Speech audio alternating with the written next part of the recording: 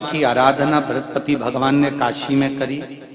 बृहस्पतिश्वर महादेव काशी में विराजमान। कौन से महादेव? जम के बोलिए जरा। बृहस्पतिश्वर महादेव काशी में विराजमान है।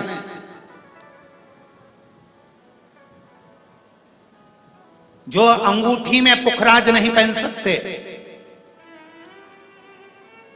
जिनकी भाग्य रेखा उल्टी चल रही हो, बृहस्पति चमक ही नहीं रहा हो, जिस काम में हाथ डालते हैं वो काम पूरा ही नहीं होता हो, तो एक बार काशी जाना, बृहस्पतिश्वर महादेव का स्पर्श करना, उनका अभिषेक पूजन करना और उनका स्पर्श कर कर एक बेलपत्र ब्राह्मण देवता से मांग कर लेकर जाना कि इन बृहस्पतिश्वर महादेव से मुझे एक बेलपत्र दे दो। तुम्हें पुखराज पहना कि नहीं पहना, हीरा रतन माणिक पहना कि नहीं पहना, वो बेलपत्र इतना चमत्कार कर देगी कि जिंदगी में कभी संपदा की कमी आएगी ही नहीं।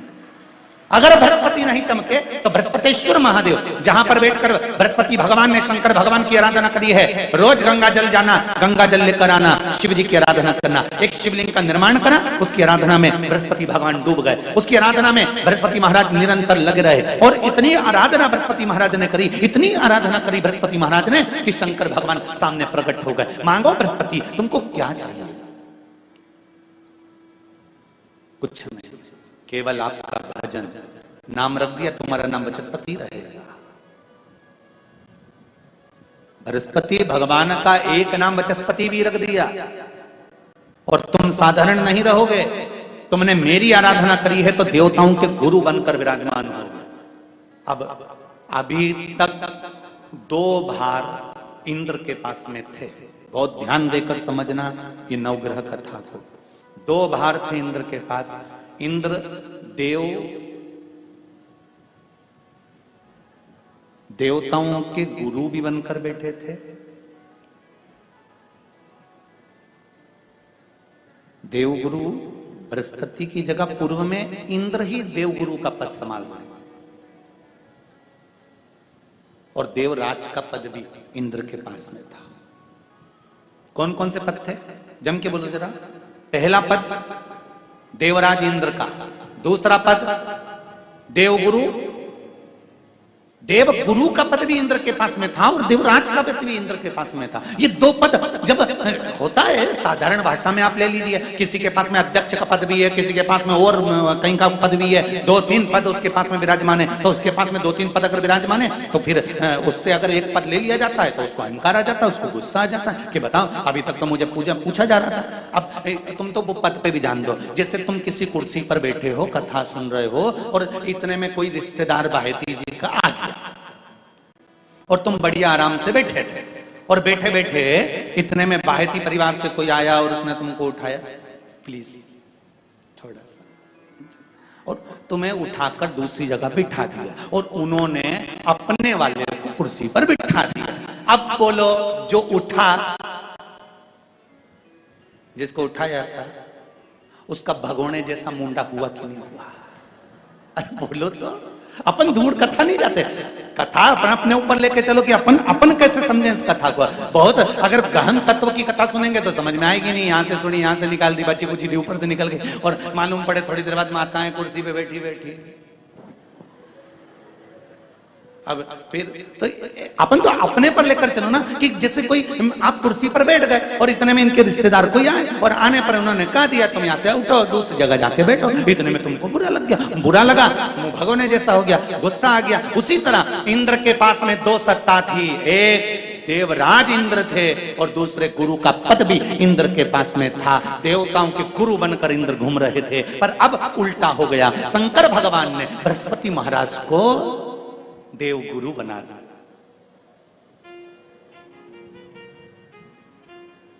अब जैसे ही देवगुरु बनाया तो इनका इंद्रदेव का मुंह, अरे बोलो तो तुम, भगोड़ ऐसा हो गया, कुर्सी उतरी कि मुंह भगोड़ा। अब इनका मुंह भगोने जैसा हो गया तो गुस्सा तो गुस्सा। इतने में इंद्र ने, बृहस्पति महाराज देवगुरु बन गए, इंद्र सिंहासन पर बैठे थे, अप्सराओं का नृत्य देख रहे थे, वहीं से देव गुरु बृहस्पति का आगमन हुआ। बृहस्पति महाराज जैसे ही आए तो इंद्र तो सिंहासन पर बैठकर पूरा अप्सराओं का नृत्य देख रहे थे, उनको देव गुरु बृहस्पति से मतलब ही नहीं था।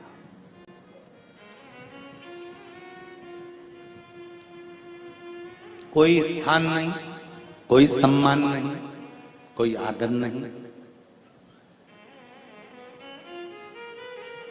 कोई आदर नहीं। जिसको घर के बड़े बुजुर्ग सम्मान देते हैं, घर के बच्चों का भी फर्ज है कि उसका सम्मान बच्चे करें। सही है कि गलत है? घर के बुजुर्ग उसका सम्मान दे रहे हैं ना, घर के बड़े उसका सम्मान कर रहे हैं ना, तो घर के बच्चे कहते हैं नहीं, वो तो हमारे लिए गलत सोचता है, हमेशा हमारे लिए अपशब्द बोलता है, हमेशा आड़ा टेढ़ा बोलता है। तो घर के बुजुर्ग कहते हैं तुम्हें क्या करना है, जब हम सम्मान दे रहे हैं तो तुम भी दो, हम आदर कर रहे हैं तो तुम भी करो।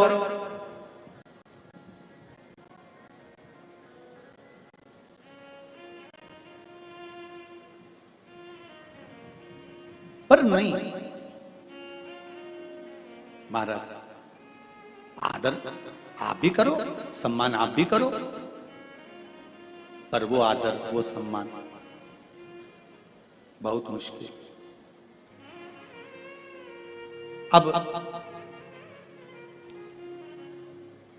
जब बृहस्पति महाराज का सम्मान नहीं हुआ, बृहस्पति महाराज वहां से उठकर चले गए, बोले नहीं। जो समझदार होता है वो तुरंत कह देता है कोई बात नहीं, मैं चले जाता हूं। कोई मुख पर क्रोध नहीं, कोई चिड़चिड़ प्रवृत्ति नहीं, कोई अपशब्द नहीं। एक बात मैं आप सबको कहना चाहूंगा, किसी जगह पर यदि आपका अपमान हुआ है, बहुत ध्यान देना जरा, कथा थोड़ी भारी है पर समझ लोगे आप। किसी जगह पर यदि आपका अपमान हुआ है तो आप भगवान शंकर को धन्यवाद देना कि मैंने पूर्व में किसी का अपमान करा होगा तो मेरा हिसाब आपने इतनी जल्दी बराबर कर दिया है, इतनी जल्दी बराबर कर दिया। ये थोड़ा सा अपमान मेरा कराया, मेरा हिसाब बराबर हो गया। कोई गाली दे रहा है, देने दो, शंकर भगवान को धन्यवाद देना, बाबा बड़ी कृपा करी, मैंने पूर्व में इसको गालियां दी होंगी, अपशब्द कहा होगा तो इसने मुझे पलट कर गाली दे दी, अपशब्द कह दिया। ये तेरी कृपा है, ये तेरी दया। और जब तक तेरी करुणा, तेरी कृपा, तेरी दया नहीं हो तब तक कुछ हो ही नहीं सकता। तेरी कृपा,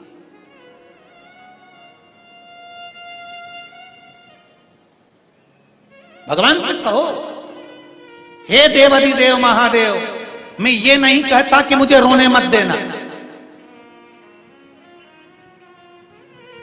क्योंकि कर्म का भोग तो मुझे भोगना पड़ेगा। देवाधिदेव महादेव से कहो हे देवाधिदेव महादेव, मैं ये नहीं कहता कि मुझे रोने मत देना, पर इतना जरूर कहता हूं तेरे सिवा किसी दूसरे के आगे झुकने मत देना, बस इतनी कृपा कर। मैं ये नहीं कहता कि मुझे रोने मत देना, बस तुझसे निवेदन है कि केवल तेरे दरबार के अलावा किसी दूसरी जगह पर मुझे झुकने मत देना, क्योंकि मैं जानता हूं अगर तू मुझे अपना समझता है, झुकने नहीं दे सकता तो फिर रोने भी नहीं देगा। ये मेरा विश्वास। शिव पर चढ़ा हुआ जल या रुद्राक्ष का जल या बेलपत्र। एक बात और आप लोगों से कहना चाहेंगे, बहुत अच्छे से सुनिए। कई लोग शिवजी पे चढ़ी हुई बेलपत्र रोज खाते हैं तो उनका मुंह छार छार भी हो जाता है।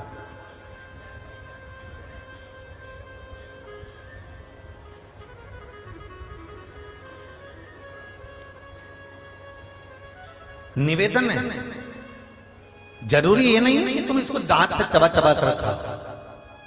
पत्ती को निकाल कर मल कर गोली बनाकर पानी से भी तो निकल सकते हो। कोई जरूरी है कि चबा कर खाओगे तो मुंह में छार छार हो जाए। रोज नहीं खा सकते, मुंह छार हो रहा है, हफ्ते में एक बार शिव जी पे चढ़ी हुई बेलपत्र लाकर अपने मन में भगवान की भक्ति का स्मरण कर कर, शुगर है, बीपी है, ब्लड प्रेशर ऊंचा नीचा हो रहा है, दवाइयां बंद नहीं हो रही, शुगर में इंसुलिन लेना पड़ रहा है, तो मेरा तो निवेदन रहेगा जितने लोग इंजेक्शन ले रहे हैं, इंसुलिन ले रहे हैं, उनसे कहूंगा कि बेलपत्री शिवजी पे चढ़ी हुई आप प्रतिदिन सेवन तो करना चालू करो, फिर जांच कराओ, आपका इंजेक्शन लेना बंद हो जाएगा निश्चित। पर विश्वास शंकर पर होना चाहिए, सियोर वाले महाराज पर नहीं।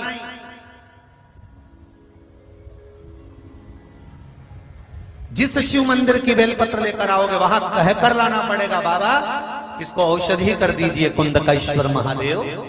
कौन से महादेव? कुंदकेश्वर, हे अवधूतेश्वर महादेव, इसको औषधि कर दीजिए। उठाओ, शिव जी के सामने हथेली पर रखकर उसको दिखाओ, इसको अमृत सब अमृत होई जाए रसिया, और रुचि रुचि भोग लगाए रसिया। शबरी के बेर सुदामा के तंदुल, शबरी के बेर सुदामा के तंदुल, भाव सहित तुम पाओ रसिया, सब अमृत हुई रसिया, रुचि रुचि भोग लगाए रसिया। भगवान को दिखाकर तब बेलपत्र लेकर आ, तब पाई। थोड़ी बहुत बीमारी तो आप शिव जी के मंदिर जाना चालू करोगे ना, लोटा भर जल चढ़ाओगे, जल लेकर आचमन कर लोगे, थोड़ा सा जल लाओगे, घर में छींटोगे, अपने ऊपर डालोगे, दरवाजे पर छींटोगे, अंदर वाल पर छींटोगे, अपने आप रोग घर से भी दूर होगा, आपसे भी दूर होगा। शिव का चढ़ा हुआ जल एक आनंद की अनुभूति करा देगा। शंकर भगवान के मस्तक पर क्या है? जम के बोलो जरा। गंगा, चंद्र, राहु, केतु, शुक्र, शनि, सूर्य, सब शिव जी के अंदर जटाओं में समाये। सारे ग्रह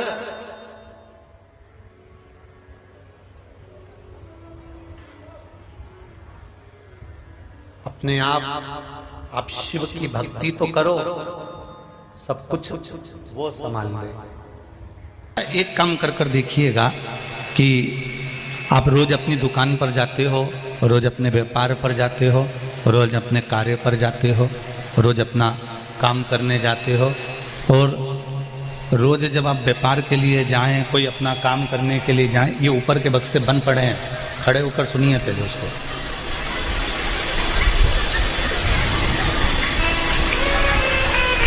आप रोज व्यापार के लिए जाएं, या आप अपने काम के लिए जाएं, या आप दुकान के लिए जाएं, जिस भी कार्य के लिए आप जा रहे हैं, जिस भी कार्य के लिए आप पहुंच रहे हैं, रोज आप जिस रास्ते से जाते हैं उस रास्ते से जाओ, मना नहीं है। जब आपको लगे कि मेरी दुकान ठीक नहीं चल रही, मेरा यह कार्य सफल नहीं हो रहा, मेरा यह कार्य पूर्ण नहीं हो रहा, तब आप एक काम करो, मार्ग दूसरा बदल लो, और जिस मार्ग में शंकर जी का मंदिर पड़ता हो, जिस मार्ग में शिवालय पड़ता हो, शिव मंदिर पड़ता हो, भगवान शंकर का द्वार पड़ता हो, उस रास्ते से निकलकर जाना प्रारंभ कर दो। भगवान की केवल कृपा की दृष्टि पड़ना प्रारंभ हो जाएगी, तो दुकान भी चलना प्रारंभ हो जाएगी। आप उसका मार्ग पकड़ लीजिए, आप उसका पथ पकड़ लीजिए, आप उस मार्ग पर चलना प्रारंभ कर दीजिए। जब आप भगवान के मार्ग की ओर चलना प्रारंभ कर देंगे, भगवान के पथ से जाना प्रारंभ कर देंगे, तो अपने आप आपका कार्य सफल होना प्रारंभ हो जाएगा।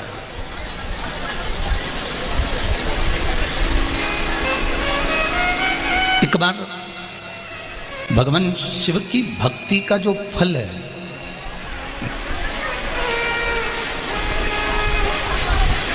पहले भी कथा में कहा, ये जरूरी नहीं है कि आप शंकर भगवान पे एक लोटा पानी चढ़ाने रोज जाएंगे, और दबाव में जाना भी मत ही। कल कथा में कहा था कि कोई आपको डराए, कोई आपको धमकाए, कोई आपको चिल्लाए कि मंदिर जाओ, उससे नहीं जाना।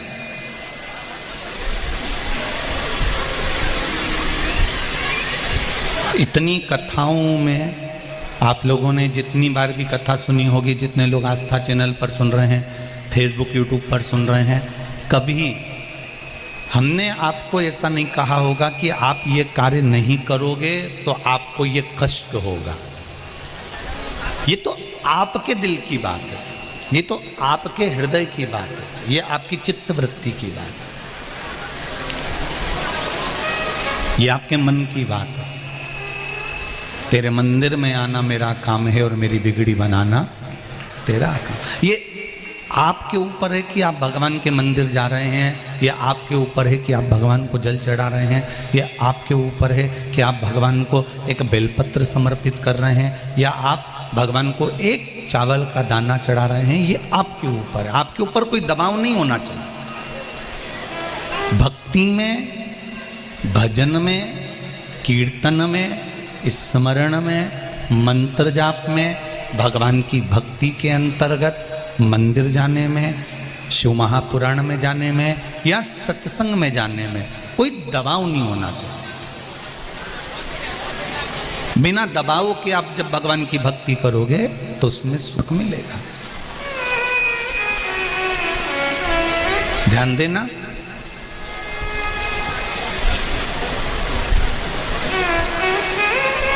धन होगा, पैसा होगा, गले में सोने की चेन या मंगलसूत्र पड़ा होगा, तो चोर की नजर जरूर पड़ती है। आप सुंदर होंगे, बहुत सुंदर दिख रहे होंगे, तो लुच्चों की नजर जरूर पड़ती है। और यदि गले में सोने की चेन है, मंगलसूत्र है, धन है, तो चोर की दृष्टि पड़ गई। सुंदरता थी तो लुच्चों की दृष्टि पड़ गई। और अगर मुख में श्री शिवाय नमस्तुभ्यम है तो शिव की दृष्टि जरूर पड़ती। ये निश्चित है। आपने पंचाक्षर मंत्र जपा नमः शिवाय, आपने षडाक्षर मंत्र जपा ओम नमः शिवाय, आपने द्वादशाक्षर मंत्र जपा ओम नमो भगवते वासुदेवाय, आपने 2 अक्षर का मंत्र जपा राम, आपने 2.5 अक्षर का मंत्र जपा कृष्ण, आपने श्री शिवाय नमस्तुभ्यम मंत्र को जपा। जो तुम्हारा मन पड़े उस मंत्र का स्मरण यदि तुमने करा है, उस मंत्र का जाप यदि तुमने करा है, तुम्हारा चित्त में हर महादेव। 2 जुलाई आषाढ़ माह गुरुवार द्वितीया तिथि को करें यह उपाय। गृह शांति व्यापार हेतु यह उपाय अवश्य करें। अगर आपकी दुकान नहीं चल रही, व्यापार न चल रहा हो, तो जिस रास्ते से आप जा रहे हो जाइए उसी रास्ते से। अगर आपका व्यापार नहीं चल रहा तो रास्ता बदल दीजिए, और जिस रास्ते पे आपका शिवलिंग शिवलालय दिखता हो, रास्ते में पड़ता हो, तो उस रास्ते से जाना शुरू कर दीजिए। भगवान की कृपा दृष्टि आप पे अवश्य पड़ेगी। हर हर महादेव।